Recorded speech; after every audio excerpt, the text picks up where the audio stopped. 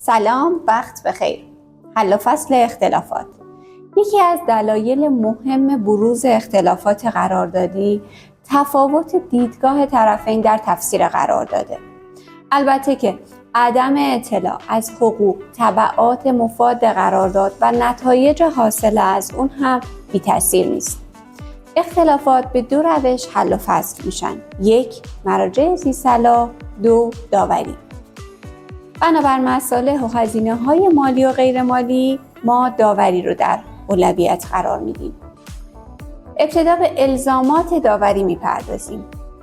تعیین داور پیش از بروز اختلافات از الزامات داوری هستند. باید دقیق و مشخص تعیین کنیم که داور چه شخصی است: نام خانوادگی، کد ملی و مشخصات دیگر، و امضای داور رو در پایین قرارداد از داور اخذ بکنیم. از استفاده از کلمه داور مرضی الطرفین حتی المقدور خودداری بکنیم. اگر از کلمه داور مرضی الطرفین استفاده بکنیم، باید از طریق ارسال اظهارنامه و در صورت عدم توافق از دادگاه این رو درخواست بکنیم.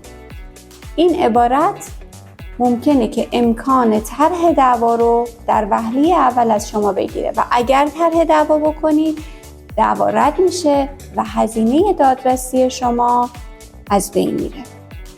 دوم، عدم ذکر امکان مراجعه به دادگاه بعد از داوریه. عموما میبینیم که در قراردادها نوشته میشه که طرفین ابتدا به داوری و در صورت عدم حصول نتیجه به دادگاه مراجعه خواهند کرد. این عبارت سبب ایجاد ابهام میشه، زیرا با انجام داوری و صدور رأی قطعی ملزم به تبعیت هستند طرفین قرارداد، مگر در صورت استثناء و طرح دعوای ابطال داوری.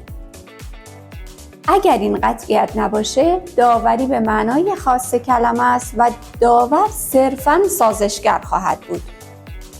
سومی، ابهام ناشی از ذکر سمت و جایگاه حقوقی داور هستش. در صورتی که سمت سازمانی داور در قرارداد ذکر بشه، باید مشخص کنیم که منظور ما شخص نام داور رو ذکر بکنیم و یا سمتی هست که در زمان بروز اختلاف اون شخص تصدی اون سمت رو داره.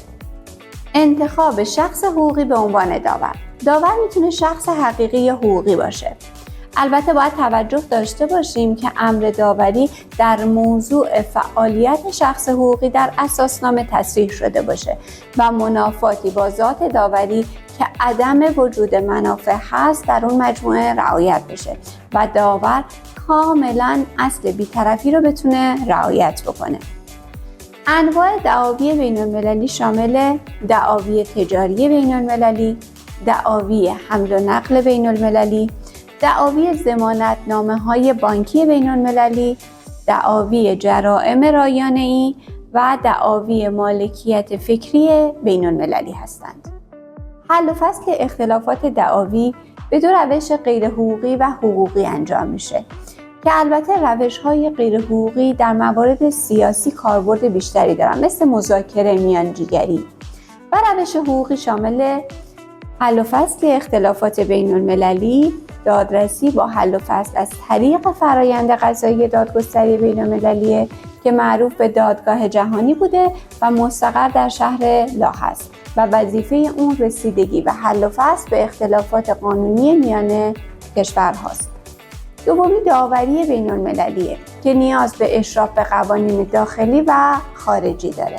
و نهایتاً دادسرای امور بین‌الملل، دادسرای ناحیه 20 تهران هستش که به جرائمی که محل وقوع اونها خارج از کشور بوده و یا مرتکب یا بزه دیده جزء اتباع خارجی باشه، حل و فصل اختلافات اون در صلاحیت این محکمه است.